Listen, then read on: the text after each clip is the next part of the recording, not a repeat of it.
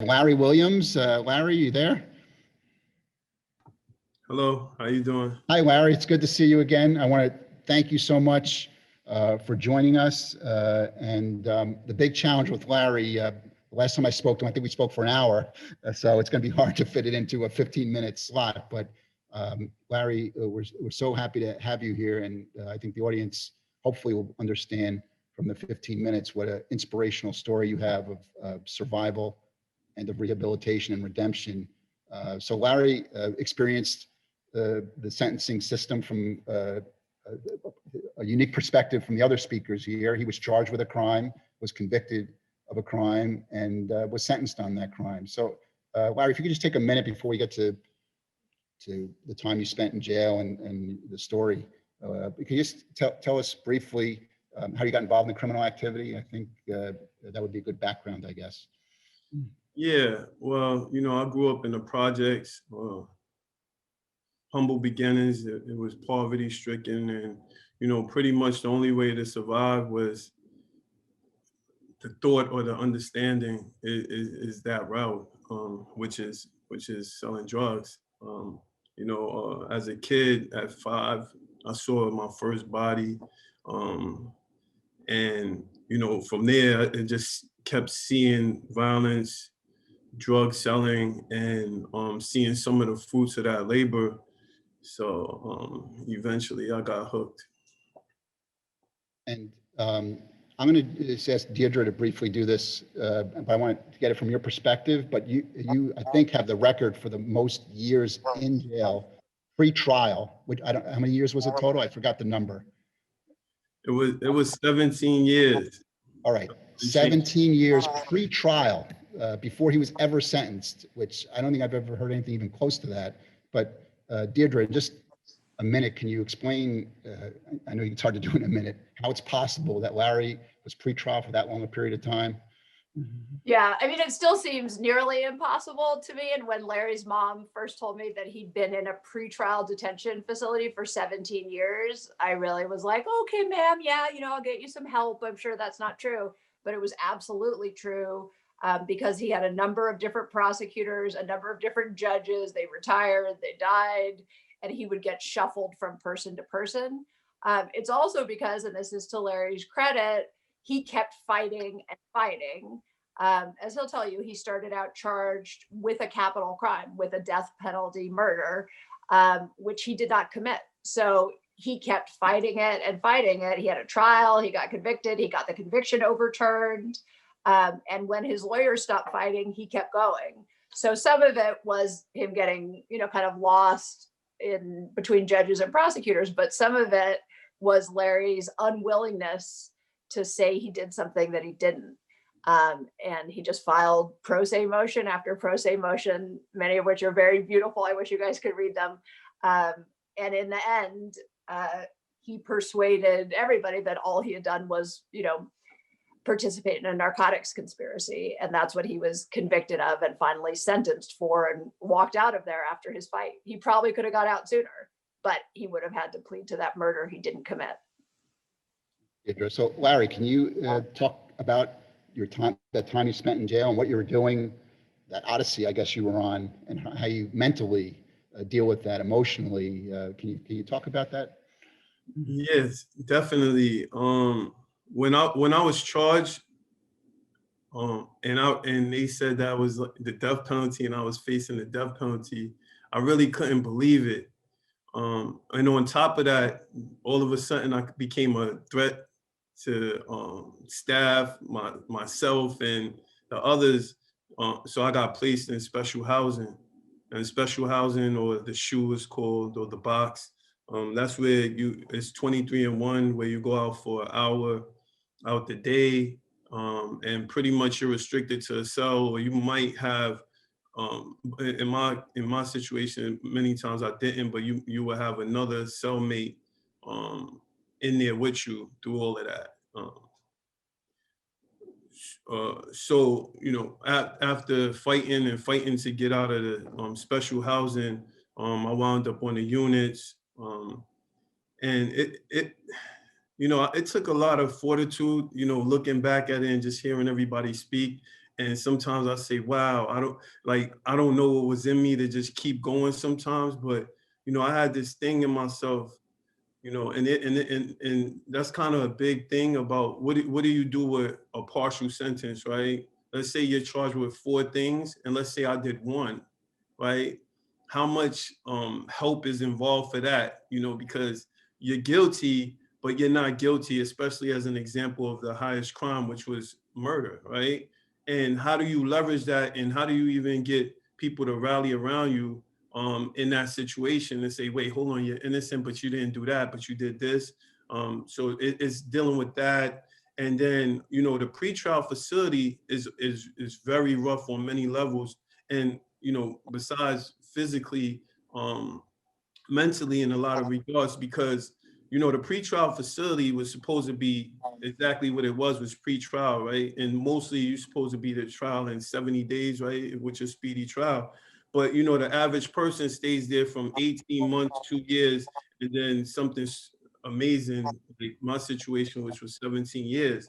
And it's not geared for that type of um, residing, for lack of a better word. So you're limited in your medical, you're limited in your dental. Excuse me, my dental is horrible. I need implants and all kinds of stuff. That's a whole nother story. Even the psychiatric support is not there. They lock down, the officers treat you really bad. The food is horrible on many different levels. It's really not edible. Most of the time the food was coming up on a cart. The officer would sit the food outside on a cart and go out there whenever they wanted to and bring it in, and we would have cold meals.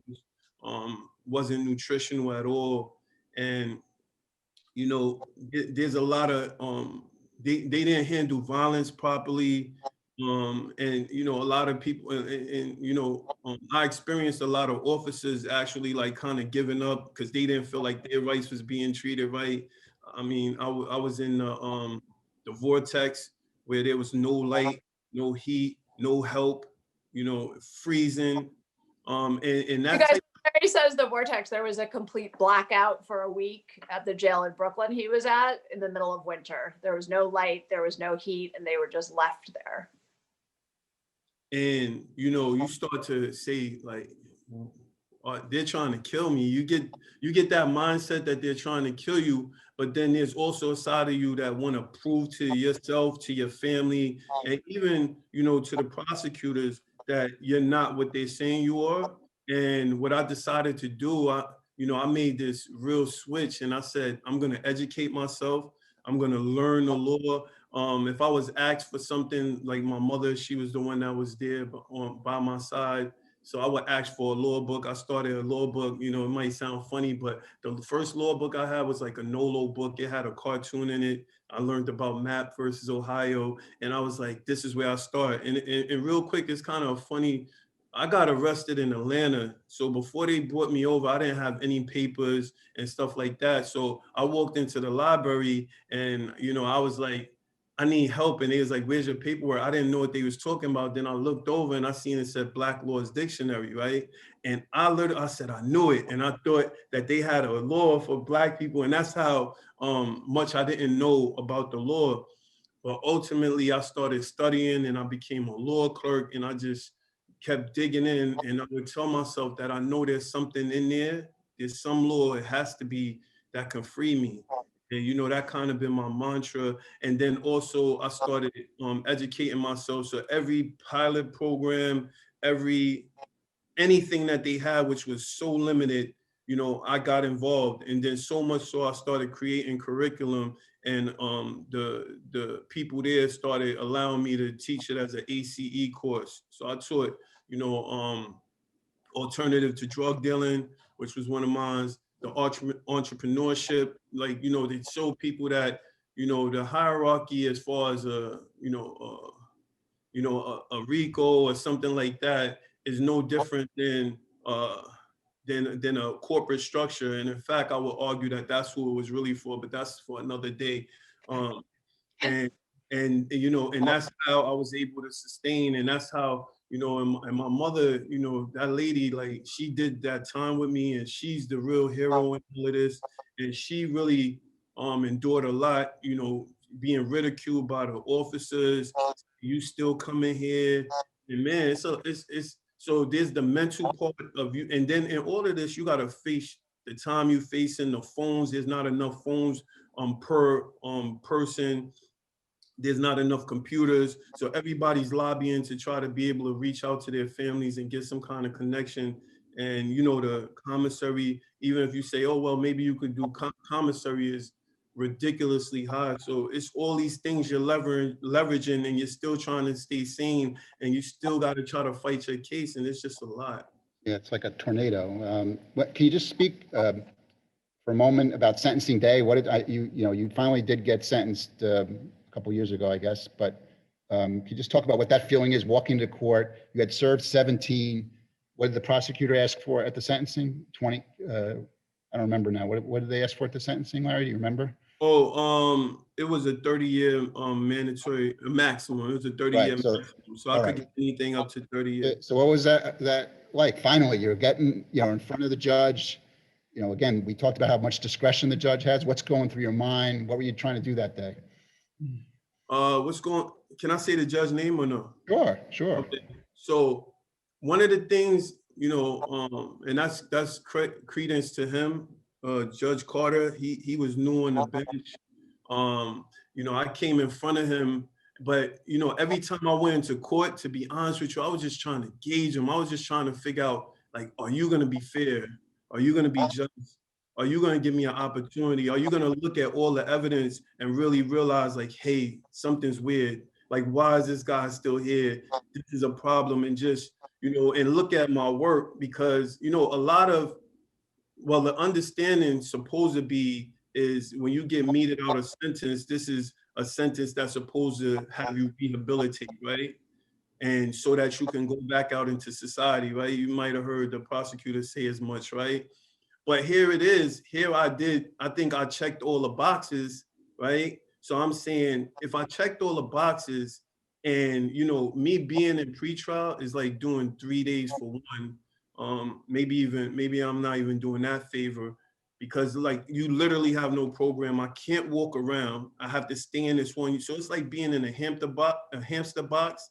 But Larry, can you say that more clearly? You guys, he didn't go outside for 17 years. There's no outside space at all because it's a pretrial facility. So he was not outside. He couldn't feel the weather, nothing for 17 years. I couldn't feel the sun on my face. I couldn't smell. I forgot how grass smelled. And, so it's like all these things. So, and I'm always grasping onto my sanity in a way that I said, I know you're not what they're doing. So just stay on, just fight. And that's a lot. But so now I'm thinking about sentencing. I'm like, should I have done it? Should I put my faith in this judge? I know he's deemed fair. And, I did it. And, all these emotions, like you can't sleep. Literally, if anybody tells me they slept before their sentencing day, probably even 2 days before that, I would like to have a conversation, because you can't sleep, you're on nerves, you can't eat. And, literally somebody is going to decide how the rest of your life is. And also for me is, I didn't even know how to feel that, because even when you get sentenced, normally you get sentenced and then you get to chart out how you do your time with an end date in mind. Whereas mine was like, there's no end date, I'm just here. So going into this situation, I mean, it was like finally. But then it was also like, am I going to get justice? Is this going to be just? And then I seen my family members. So I seen family members that, they weren't even born. They weren't there. My daughter was 6 months in the stomach. 3 months in the stomach when I went to inside. So she's now 17, and a lot of her cousins or whatever is there. So I couldn't believe it. So my emotions, even though I was prepared, I tried to prepare myself, but you never could really prepare for that moment. And, before I knew it, I was not even a eighth through my speech, and I'm choked up. I can't even get the words out. And the moment was just, it was surreal, but it was so big. And then, you know, I looked back and they were crying, and it was just wow. And you know, I accepted a role for not for the closest thing to what I did, and also realizing that me being in those situations ultimately allows things to occur, because it could be easily, you could easily say in your mind, like, if I wasn't here, maybe this wouldn't, you know, who knows, maybe if I don't go down the street, this doesn't happen or that doesn't happen. So I had to deal with that. And I kind of wanted to show society, my family, and everyone else that I could take on some things, even if not everything was my fault. I could take on a little more, just just for the sake of just for the sake of, I would like to believe, and maybe you might think this is too far-fetched, but just for society, you know, I became a vegan, you know, so in a vegan, I didn't want to eat any animals. I wanted to show as much compassion as I could. You know, I started practicing yoga. I read about, you know, yogis and stuff like that. So I just wanted to be a better human if I could. Um, And yeah. I think it would be great to end, Larry. Judge Carter did give you the time served sentence. And can you just talk, when was that? How long ago was that? When did you get out? Yeah, I got out September 2019, and I All right. was 2 weeks behind from getting into school, and I got into school, and you know, I hold, yeah, I'm bragging a little bit, 4 point, No, that's why I wanted you to tell them how you're doing. yeah, We all are inspired by this. yeah, I got a 3.9 GPA. I'm in the honors program. I was leveraging two schools, which was Columbia University and St. Francis. But what I decided, I said, you know, it was something about being in a little school setting and how I can, you know, reach out to the people, and that it felt like more love there. So like after my last semester, which just passed, that one, I decided that I'm gonna forego the Columbia University classes, although the branding is there and all that stuff. Um, and I doubled down on St. Francis. You know, I took a minor in entrepreneurship. I'm a philosophy major. I did a ton of programs, so that's probably which one everybody should know. I jumped into the Beyond the Bars at Columbia University. I taught entrepreneurship to justice impacted youth. I was on plenty of panels, just, you know, getting it out there and just letting people know that, you know, there is redemption. You know, it is such things as second chances. And, you know, I also applied for a program that is the Law Access Program through Yale University. I should start that in August. So they're gonna gear you up and get you in position to take your LSATs. And hopefully I could get in that school or any other law school, so I could be much like, you know, be on the other side of it, if you will, and you know, just add value where I can. So I'm in every program you could think of course. I mean, as far as my school, everybody knows me because when I'm in the Zooms, I raise my hand, and I just want to be present. And lastly, um, you know, I feel I have a big thing to prove to myself, my family, you know, to the defense attorneys, to show them that, yeah, there's people out here, yeah, we're worth it. And to let even the prosecution know that, you know, whether you feel everybody's, you know, criminals or bad people, that, you know, sometimes it's just bad judgment in life or circumstances, and, you know, people are worth a shot. And yeah, in closing, um, the people that I left inside, ones that I feel, me personally, they got a raw deal. I want to at least honor them by doing the right thing. And respectively, and I want to close with this is, you know, yes, there's victims, and you know, one of the amazing things that's being done in the criminal defense part, you know, especially with like Deirdre's crew, I'll say, is the restorative justice piece.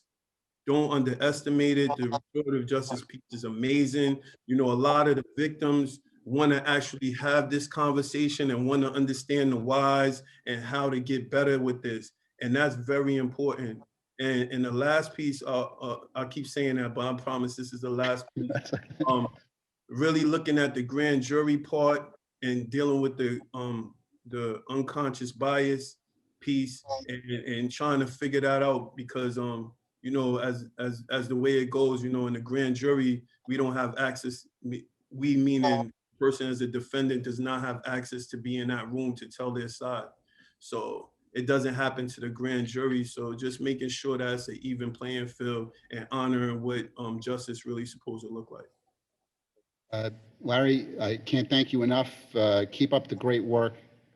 We look forward to following your success over time, continued success. And my hope, as I mentioned at the beginning of the session, is that through this session, which we're recording, hopefully your inspirational story will get out to students across New York City, because they'll never forget it if they're able to hear it. So thanks again. I look forward to seeing you again.